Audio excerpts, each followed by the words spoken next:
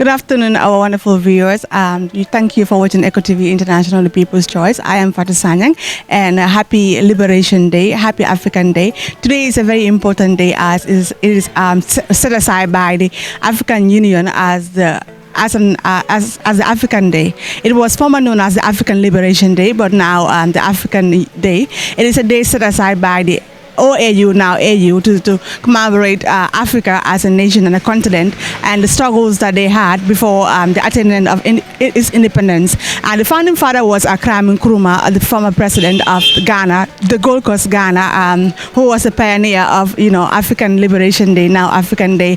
As we are here at the University of the Gambia, and we will bring you speeches from historians and also people who have vast knowledge in African liberation, such as the life of Jubairo Jane, the communication officer, who was a journalist and a historian also, who knows a lot of things about Gambian history and African history at large. And we will also bring to you like students from University of the Gambia, history students, and also people who are vast knowledge in the African culture and values. So stay tuned. Thank you so much. Today we are here.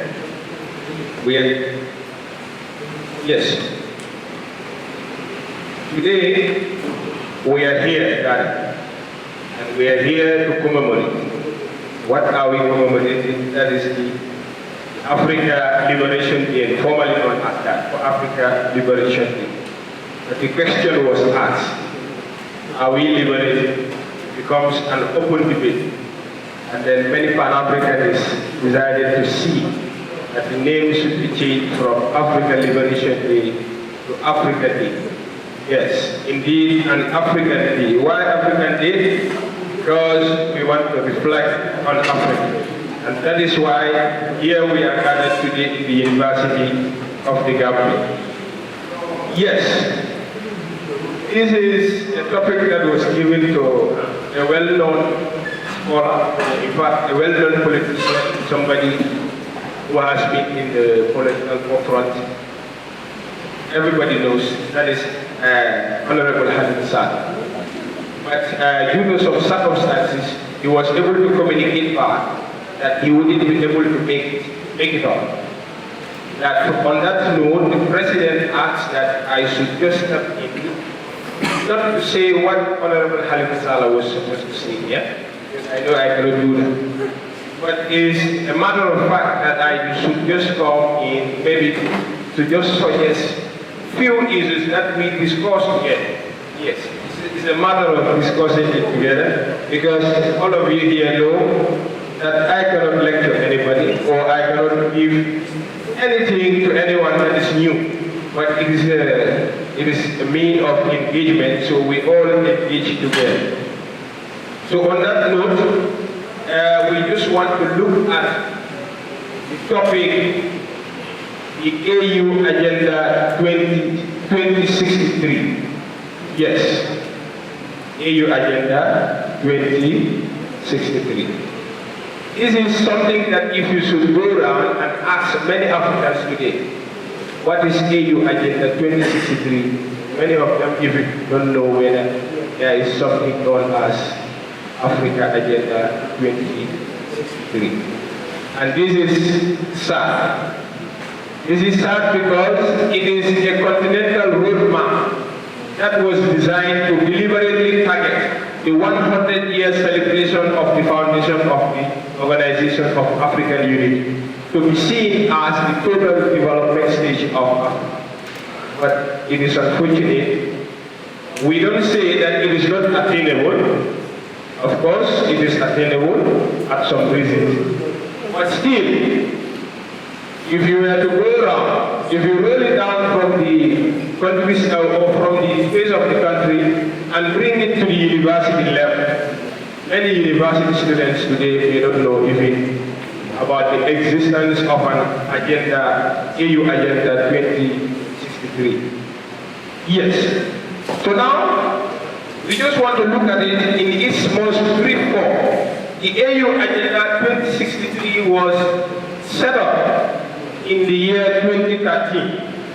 The year 2013 was the year that the agenda was agreed on. It was drafted before, but it was adopted as a policy document in the year 2013. And then from 2013 to 2063, that will be 50 years, exactly 50 years. So that was the targeted time, 50 years. So this 50 years is the age gap, or in fact the time frame that we are here to look at. Is Africa going to be what it is planned to be in the AU Agenda 2063 by the next 40 years? It is no more 50 years from 2023 now. From 2013, it was 50 years.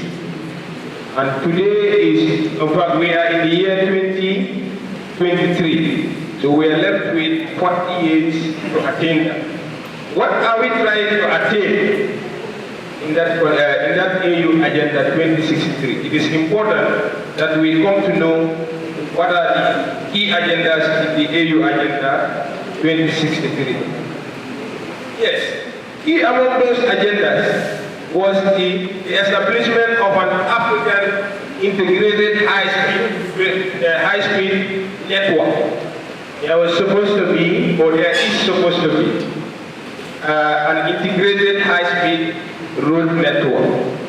Integrated high-speed road network in the sense that there is supposed to be a road network that will link every capital of all African states today. Yes, that is key, number one on the agenda, that by 2063, there will be a train, a very high-speed train, that will link every capital of Africa. That if you want to travel within Africa, anywhere you want to go, you can just join the train and then find yourself there.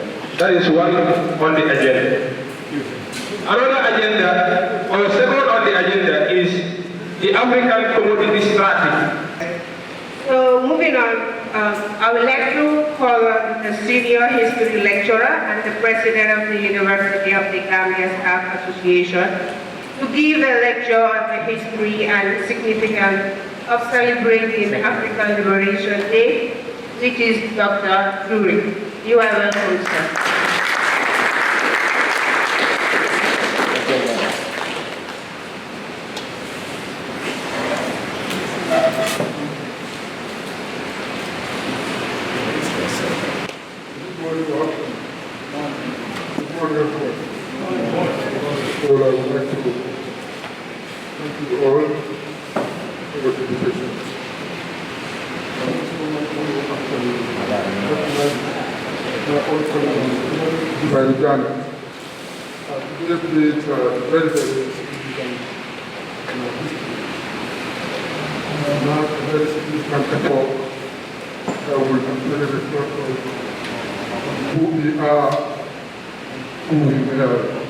I told you that I should not be invited to do that.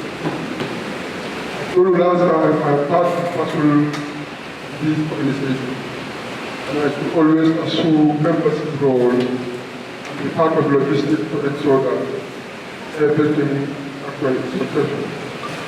I would have asked my students and my class today to come and attend this, but you were not in touch with me, and that is why my class for this moment is not here. Notwithstanding, this is a very, very important thing to reflect as far as African liberation is concerned.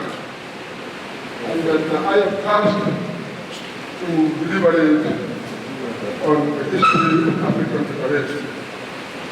But conceptually, liberation is actually a kind of phenomenon where we normally actually look at time and space or assess the time and space to actually examine our position in a specific time, in a specific time and space. When you say African liberation, what do you understand? What actually might have actually constituted our own freedom or what might have actually constituted our constraint to exist independent. What actually might have constituted or what might have conditioned the end of our independence. If that question is raised, what you should have done is to find out the answer. What were you, who were you people well before a new condition was actually created, a condition that might have created your freedom in this world? What were these new conditions? Most of you will attribute it to colonial intervention in the affairs of Africa. Some of you will look back to the slavery, which is actually in the 16th century. Some of you will trace it to that of the 15th century, after the expansion of European colonization in this world.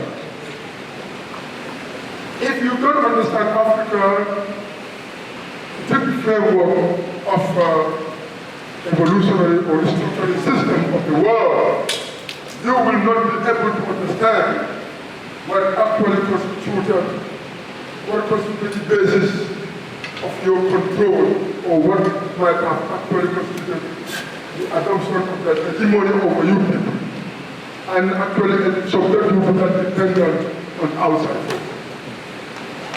You cannot do that. The reason why we are thinking of independence is because we are not trying, even the scholars in the university are not making emphasis on the issues of world system analysis. It's a very important conceptual framework that needs to be adopted for every student in political science, every student in agriculture, every student in development studies history, to understand, or without that, you people will never understand global system or world system analysis. Because you existed right before our interaction with the world as societies also. And we were, before our expansion to the world, we were existing as people. And we were actually interacting based on the class or based on any other. As we move to interact with the global system, that is macro socio-political context, our relationship. Thank you so much, Dr. Ture, for that brilliant lecture.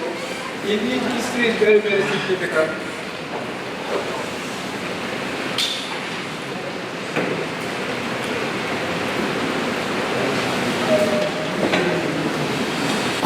It reminds me of Paulo Freire's quote, which says, looking at the past must only be a means of understanding what they are, what and who they are, so that they can move wisely into the future.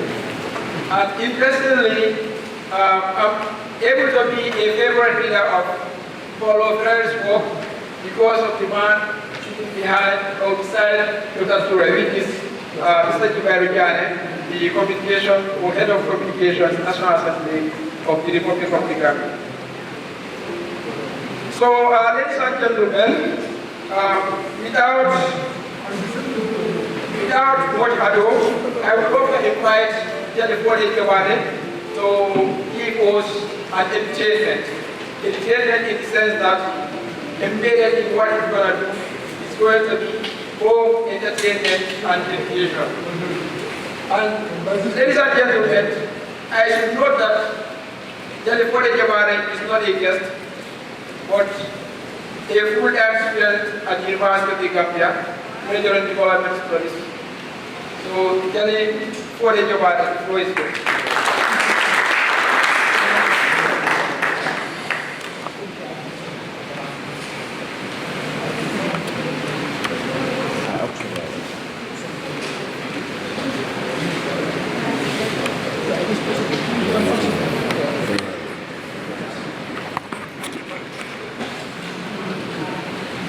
Good morning, everyone. My name is Kodi Jobati. Stage name is Jadi Kodi Jobati. I welcome you all here and sit down and enjoy the activities I have for you before. I think this is something that we all should try and embrace. Africa is what we have. It belongs to us. So if we don't start with it and make it as Africa, then it will be, no one will come out there and make it as we wish it to be. So thank you all.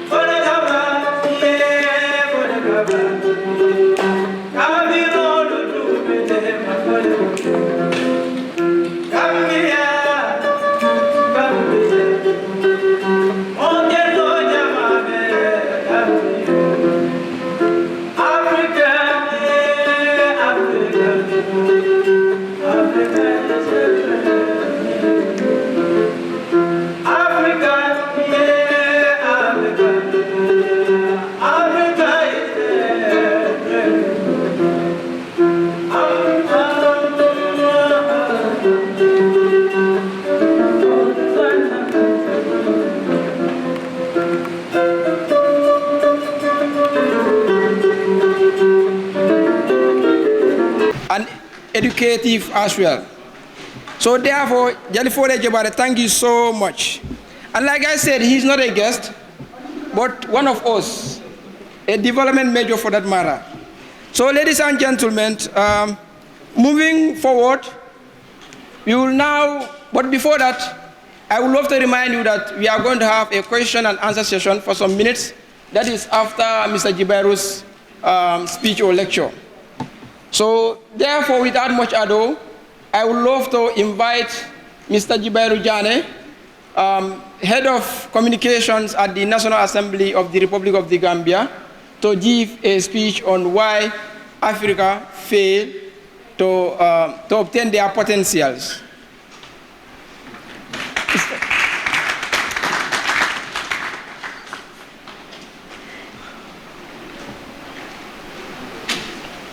Thank you.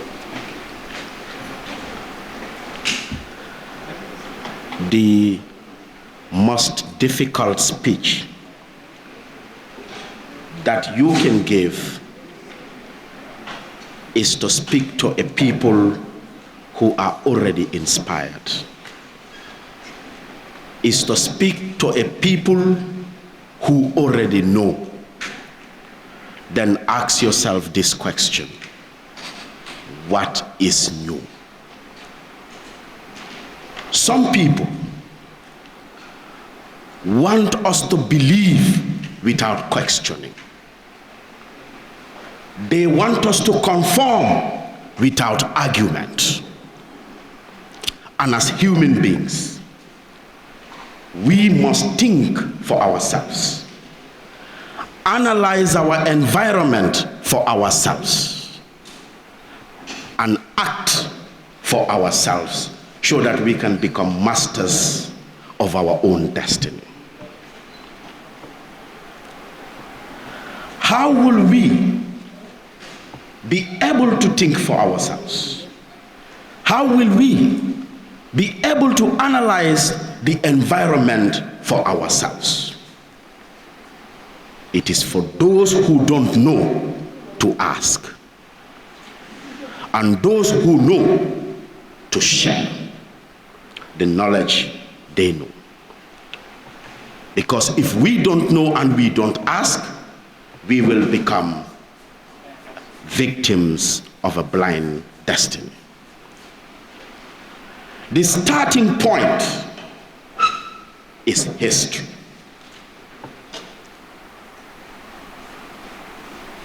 If there is any fundamental issue that human beings require to identifying who they are and what belongs to them, is knowledge of their self, and that is history.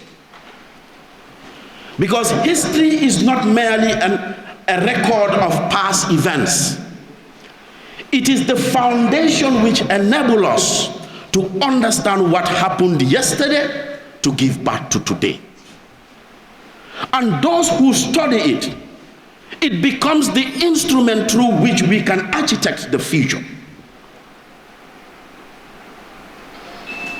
This is why, when Patrice Lumumba wrote to the wife, he stated, "My dear wife, our history will one day be written, and this will not be the history taught in Paris or Brussels or Frankfurt or London or Lisbon." And Sheikh Anta Diop summarizes this perfectly. He stated, "Until African historians like ourselves rewrite Africa's history and connect..." We all learn a lot from that short speech. Indeed, as youths of Africa, or African youth, because I am very careful about the grammar, hence we have so many, grammarians here. Anyway, we African youths definitely needs to tighten our belt, because for every generation or every country, continent, or any society, youth must be the architect.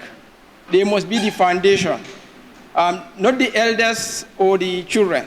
It is the youth who are energetic, who knows what's supposed to be done, and then do it for our own progress.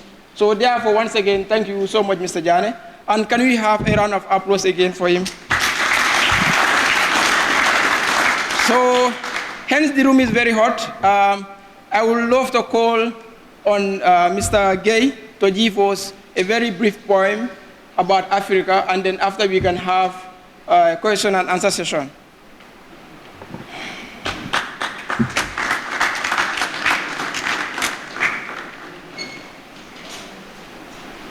Thank you. Our continent, Africa. Our continent is the continent that the birds chirp about both day and night. Its environment is beautiful like a day, which attracts visitors all over the globe. Africa is the best and the most peaceful continent, blessed with all man's desires. But everything has been taken away by the Westerners to design their desires. In those days, they bribed and deceived our grandees by giving them so-called mirrors, shoes, clothes in exchange of our gold, in exchange of our ivory, in exchange of our diamond, and in exchange of our ivories in the name of barter trade. This is why we call our grandees unwise people. But we are yet to be wise as well, because they are still on the process by taking our flora and fauna. That's our timbers, our sandy soil, and our fishes, while reserving theirs for the sustainability of their future generation. What would the future generation call of is this hasn't changed? Lackadaisicals? According to them, we are responsible for our poverty, trying to disguise themselves while they are guilty. But instead say that for us to develop, we must follow the Western way. But what outcome can we generate from an already harvested field? They say that freedom of movement is among the fundamental human rights. But why are they not allowing us as Africans to move freely and fairly in their countries? Why are they deporting us as Africans? They complain that us Africans enter in their countries illegally. But what proper document did they bring along in those days when entering Africa? They trespass and disvirgin our motherland without any authority given to them. But spring can be reborn by considering our Gambianness, our Nigerianness, our Ghanaianness, and generally our Africanness. Because development starts from the people, and us youths, the torchbearers of the nation, stop dreaming about going to Europe while we haven't started sleeping. Who would develop Africa if we all run away from Africa? Nobody. And this would drain our motherland and drain in other people's land. This would drain our motherland and drain in other people's land. The wall of Nena Kuwatisa and the bottom fake for Brahman. It is time African take all insults in order to create results. It is time Africans take the same in order to create a fame. It is time Africans take the fear in order to create deal. It is time Africans take negativity in order to create positivity. It is time Africans take the hate in order to create a gate.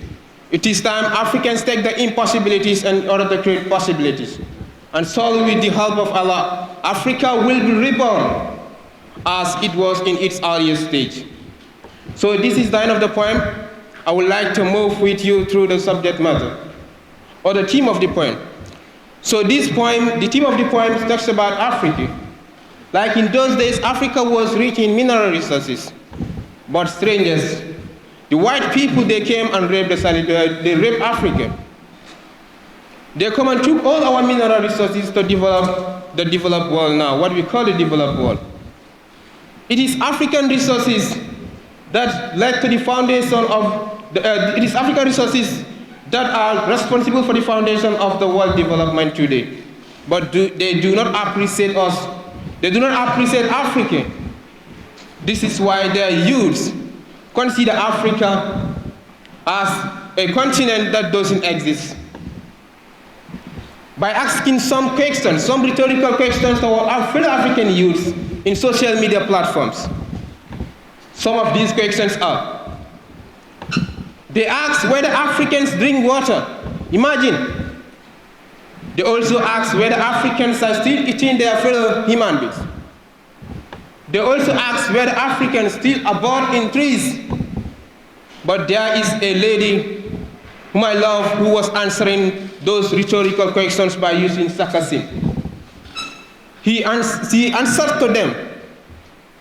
When they asked that whether Africans drink water, she said no, by holding a fresh mineral water bottle on his hand, drinking, and telling that no, Africans don't drink water, but we rather drink slivers.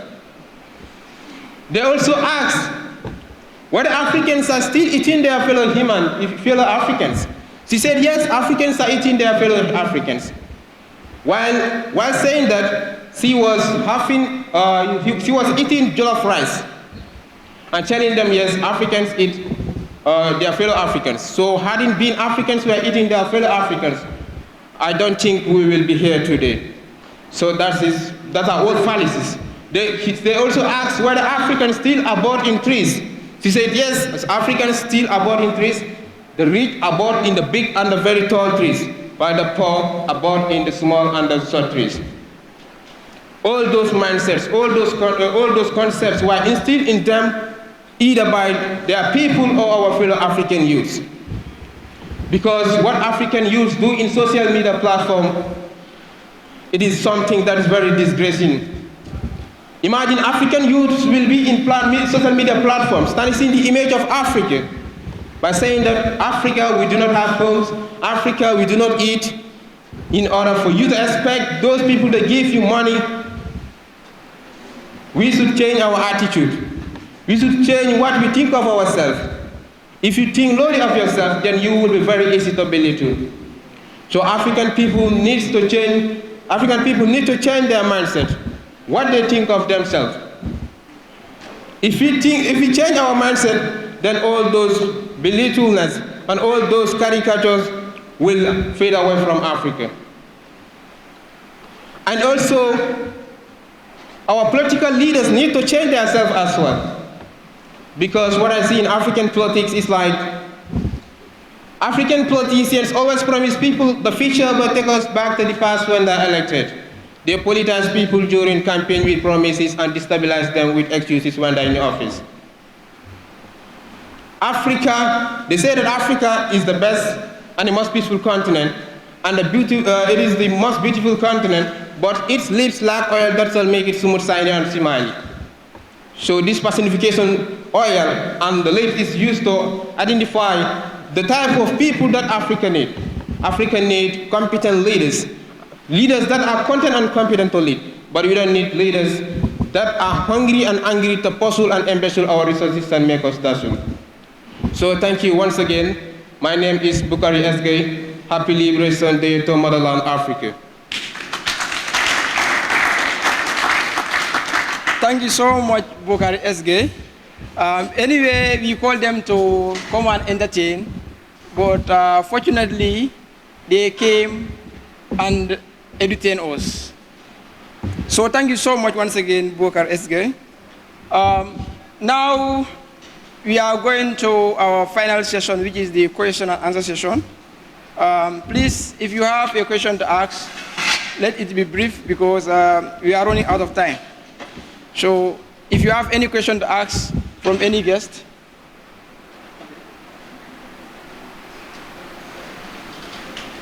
I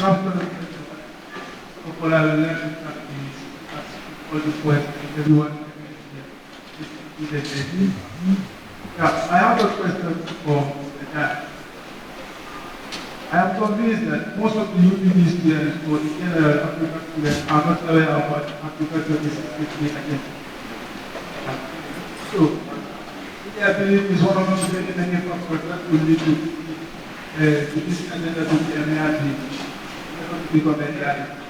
So my question is, as a senior officer in national life, what do you think should be done in order to make sure that this agenda is not a reality, but a reality?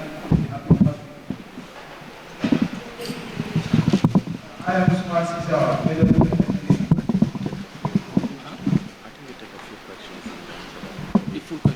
I mean, you take a few questions and we answer, or we go one by one? We're going to go one by one. Okay. You have the question? Yes. Thank you very much. What do I think can be done? I believe that every human being has knowledge, and every human being has capacity.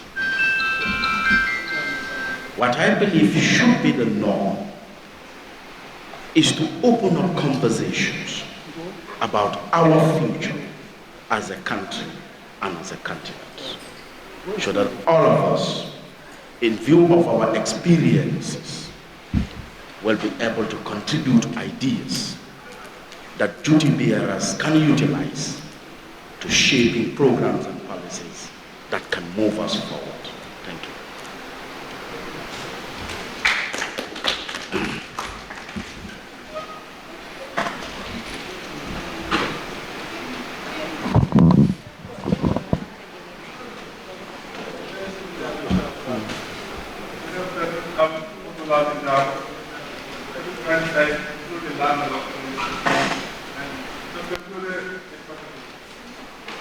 During your delivery, I decided to jot down some stuff here and ask a reflection of why it is easy for us and our children. And I decided to do it. The truth is, the truth of the matter is, many of our Gambians, many Gambians and Africans in this state has born the evilness on their friends, the police were laughing at when it was listening. The truth is they see this as progressive in contrast to a progressive world, a changing world, a technological world, a capitalist world. even though you blame capitalism to the failure of our political leadership. You even frustrated with a lot of unwillingness to lot of Africans and Gambians learn about their history. And you are surprised at why you are here. My question is, what is the fate of African history and Gambian history in particular? And the second question is, are we dealing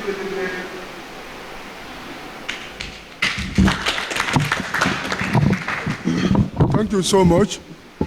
It's a brilliant question. People, you said that they consider history to be a board discipline. What I understand here is that this has to do with our history and our Congress against African people. When white men came to Africa, when they are pursuing African territories for their economic interests, it was not actually meant to build Africa, develop Africa, or civilize Africa. That is why if you look at the way they carve out colonial state, it was not actually based on the cultural realities of African people, but based territorially was actually based on their economic interests. And then what we need to do as far as that Congress was concerned, we were conquered politically, for example, for them to be able to influence decisions so that whatever economic system they want to introduce or institute in Africa, they will do that. The rest, apart from that, nothing, they were not interested in anything. You see, one thing about Africa, we had all the same conditions with West, or we were even better. But African people reject when it comes to technology. You are telling me about science and technology. The science and technology you adopt is not yours. You mean that people are saying that the existing science and technology did not exist in Africa. Let me tell you one thing, you need to look at the time and space. Africa completely destroyed their science and technology. When Africans were open to Islam, they adopted Arab social and cultural structures. When colonialism came, they were transformed in nano. God gives you your own technologists. The Smiths are the technology because they have the power in Africa. Sunjata Keita could not make anything if this Smith can go and tell him the truth. Do you know why? You can't build an empire without Smith. Could you do that? You can't. And why are you saying that science and technology, you will trace it, but you destroy yours? When Africa was evolved at a time, at a certain point, especially in the societies that are centralized, Smiths were actually marginalized. I told you the German state or German nation was established according to one linguistic and that of the professional or occupational. Germans were the Smiths of the white people in Europe, and they made the best. They normally make the best cars. I get it very well. Again, the Hollanders, Holland, they were the suffer. They are the nomad. That is the what they go Gynagos. They are the nomads. I tell those who make Timbalanas are the leather workers. That is the Italians. They are the nation state. Thank you so much for watching Eco TV International, the People's Choice. I was your host, Fatou Sanyang, and let's be African. Let's work together to attain the goals that we all yearning for. That is to be one Africa with one continent. And Africa is a beautiful continent with beautiful people with beautiful mindset, and of course, beautiful talent. So it is left to us for us to harness the beauty that we have and what we have to develop our countries and the continent alike. Thank you so much. You have had several speeches and words of motivations and the importance of this day, that is the African Day, that is set aside by the African Union to commemorate this wonderful day, that is on the 25th of May of every year. Thank you so much for watching.